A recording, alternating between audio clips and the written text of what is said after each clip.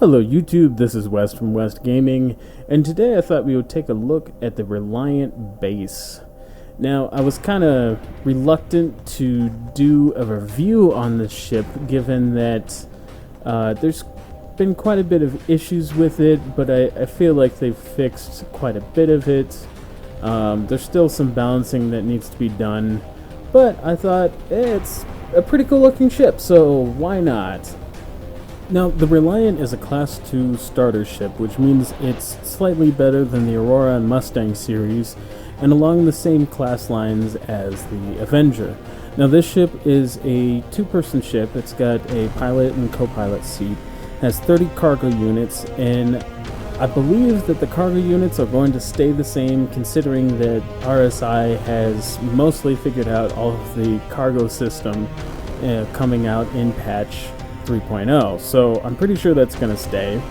Now, the length of the ship is 13 meters. Now, that's the distance from the bow to the stern, and not the actual wingspan from tip to tip, which kind of gives you a better idea of why it's only 30 cargo units. The back here is your cargo space, so you can kind of fit boxes on either side of this storage area, and then up front is the two man seats, the pilot and co-pilot. Now, this ship has two fixed mounts. They are size 1 cannons, and then a gimbaled mount and a pylon mount. And this is kind of where things got a little funky because of the different sizes and the way that the ship rotates so it's vertical. It kind of made the weapon system a little funky, and it wasn't really that powerful, and it was just a little strange. I was used to things being a little more balanced, and just the way that the systems worked, it was a little funky. And so I believe that they've changed it so that everything is either fixed or two smaller gimbals, so you can put size 2s or two fixed size 3. Now, I'm not sure if that's staying or what's going on there, but it's a work in progress, so this may change tomorrow or tonight, or has already changed. So, just keep in mind, this is a work in progress. So now let's talk about some of the really cool features. This ship has some very good visibility. As you can see, there is almost no obstruction in the field of view. Now, that is also true for both the pilot and the co-pilot, considering that when you're in flight mode, you're actually stacked one on top of the other.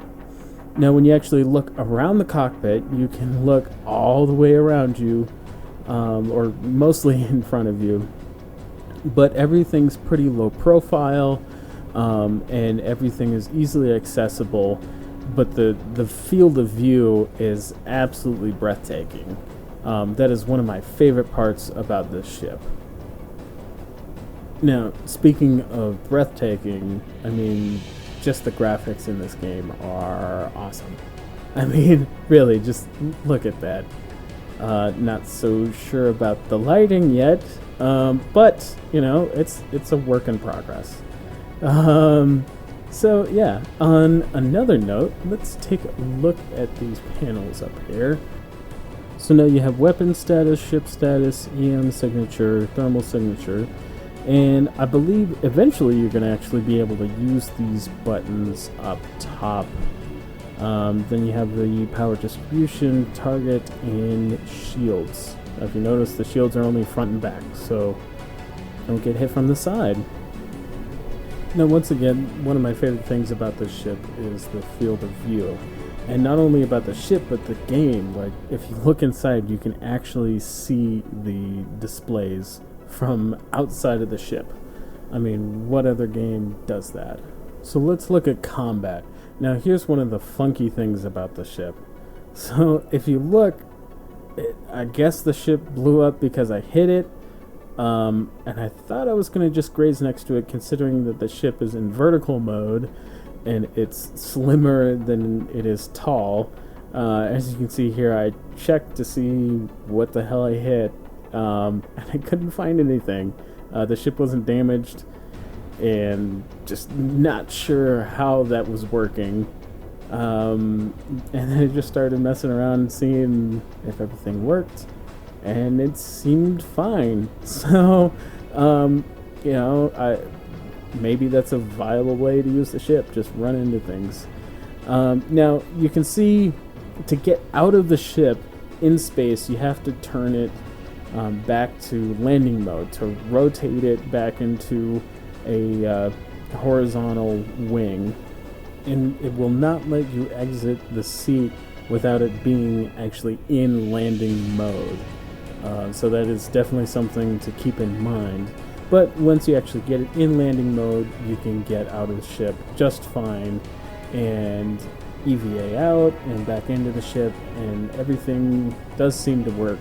It does kind of seem like your guy is crouching a little bit, but it still works. Now, that being said, too, I want to point out that there is still a bug that is kind of a displacement bug, that when you transfer from the universe coordinate system onto the navigation mesh of the ship itself, sometimes it just throws you in some random place or puts you into a wall. The computer says that you shouldn't be here and just chucks you somewhere random. Now, that's not with just this ship. That's kind of an overall bug. But as you can see in this one, it just seemed to work fine. But it's a random bug that is in the game right now.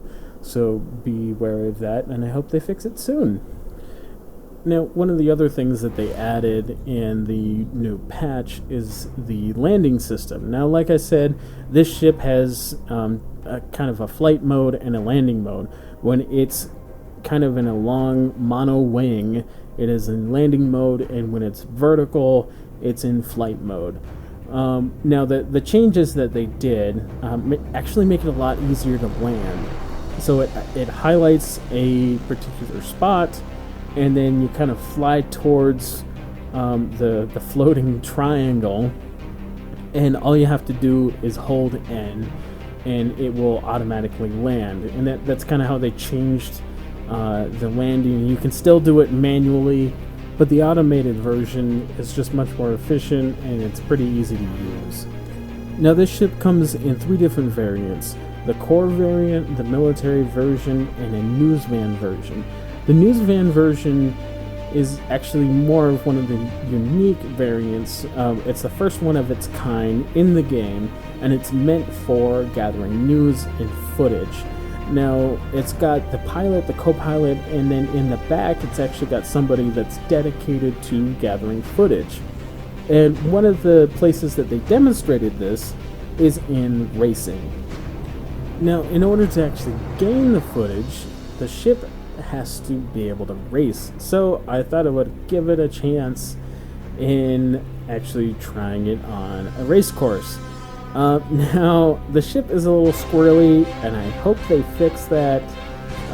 It's just the way that it handles. It kind of drifts a lot. And then also, because of its shape, I'm not quite sure how to fly it through the rings or around structures. So as you can see here, I kind of overcompensate. Now, the ship is meant to be able to do this in order to gain the footage during a race. In order to kind of follow the racers and capture the right footage, you have to be able to race it. And as you can see here, I kind of flew it a little bit. It was way too squirrely, and so I'm like, well, let's try flying it sideways, and let's see what happens. And I actually did a little bit better flying it sideways, which I don't know if that's in the intended purpose or way of flying this ship, but it worked, especially right here, when I tried to do some fancy flying and failed miserably.